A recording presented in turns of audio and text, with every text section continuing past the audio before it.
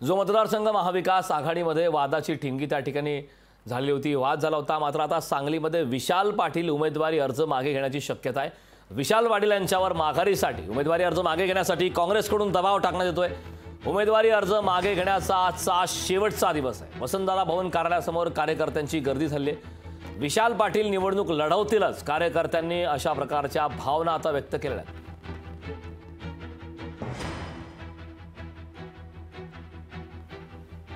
हा वसंतदादा घराण्यावर झालेला अन्याय आहे आणि अन्याय सहन करणं हा पण एक मोठा गुन्हा आहे। त्यामुळे गुन्हा न करणे आणि निवडणूक लढवणे हाच एक पर्याय आहे। त्यामुळे विशालदादा बहुमताने निवडून येणार हे आम्हाला खात्री आहे। दबाव पक्षश्रेष्ठींनी पुढच्यांच्यावर पण टाकावा, कारण की पक्षश्रेष्ठींना जर जिंकणारी सीट जर लक्षात येत नसेल तर पक्षश्रेष्ठींचं चुकत आहे असं माझं मत आहे। शेवटपर्यंत लढायचं, जिंकून यायचं हे आता आमचं टायटलच आहे वाक्यात।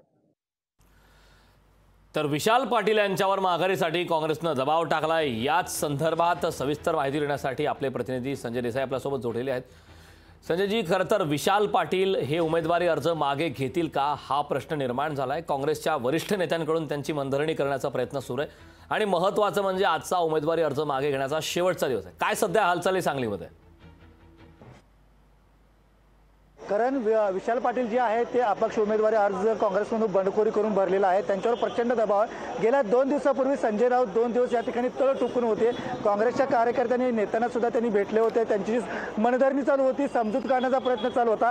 विशाल पाटलांना सुद्धा त्यांनी भेटणार होते, पण विशाल पाटील त्यांना भेटू शकले नाहीत। त्यानंतर 2 दिवसानंतर संजय राऊत सुद्धा सांगलीतून निघून गेले। त्यानंतर वरिष्ठ पक्षाकडून त्यांना पक्षाच्या वरिष्ठांच्याकडून सारखं फोन चालू होते, मेसेज चालू होते, पण त्यांचाही त्याने फोन रिसीव्ह केला नाही। यावरून कळतंय की ते आता 100% उमेदवारी ठेवतील। कार्यकर्त्यांचं सुद्धा म्हणणं आहे की त्यांनी उमेदवारी ठेवावं। यासाठी आता आपण आहोत ते काँग्रेस भवनपाशी विशाल पाटील यांच्या वसंतदादा भवन या ठिकाणी त्यांचं नामकरण केलं। या ठिकाणी आता कार्यकर्त्यांची गर्दी होऊ लागलेली आणि कार्यकर्त्यांची उद्विग्न भावना तीच आहे की विशाल पाटील यांनी निवडणूक लढवावा। काँग्रेसने त्यांनी डावलं आहे तर या विशाल पाटील यांचा वचपा काढण्यासाठी त्यांनी निवडणूक लढवावी, यासाठी कार्यकर्ते आता आक्रमक झालेले आहेत। आता कार्यकर्ते या ठिकाणी गर्दी करताना पाहत आहेत। आता थोडाच वेळ म्हणजे 3 वाजता उमेदवारी अर्ज मागे घेण्याची वेळ आणि त्यावेळी मात्र पिक्चर सगळं क्लिअर होईल। मात्र एकंदरीत पाहता की त्यांची मनधरणी चालू आहे। मात्र विशाल पाटील यांच्याशी मी संपर्क साधला, त्यांचे भाऊ जे केंद्रीय राज्यमंत्री आहेत प्रतीक पाटील यांच्याशी संपर्क साधला,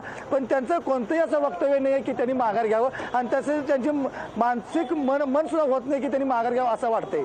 करण संजय, एक महत्त्वाचा मुद्दा आहे, जसं तू आता म्हणालास की केवळ 3 वाजेपर्यंतची वेळ आहे, म्हणजे अवघे काही आता 2-3 तास उमेदवारी अर्ज मागे घेण्यासाठीचा वेळ उरलेला आहे।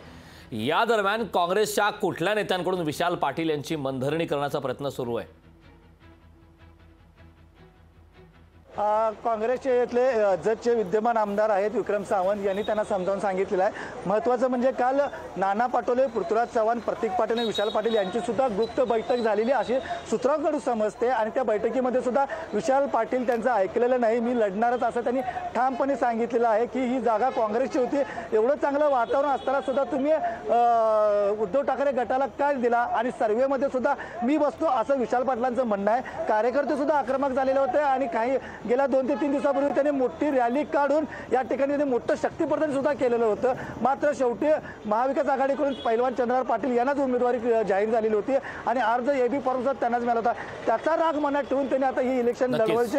आता ही जी काय निवडणूक आहे ती निवडणूक माझ्या हातात नाही आहे, ही निवडणूक कार्यकर्त्यांच्या हातात आहे, सांगलीकरांच्या हातात आहे असं त्यांचं आता म्हणणं आहे। विशाल पाटील संजय, खूप खूप धन्यवाद या सविस्तर अशा माहितीबद्दल। लोकशाही मराठी ऐका, पहा, जागरूक रहा।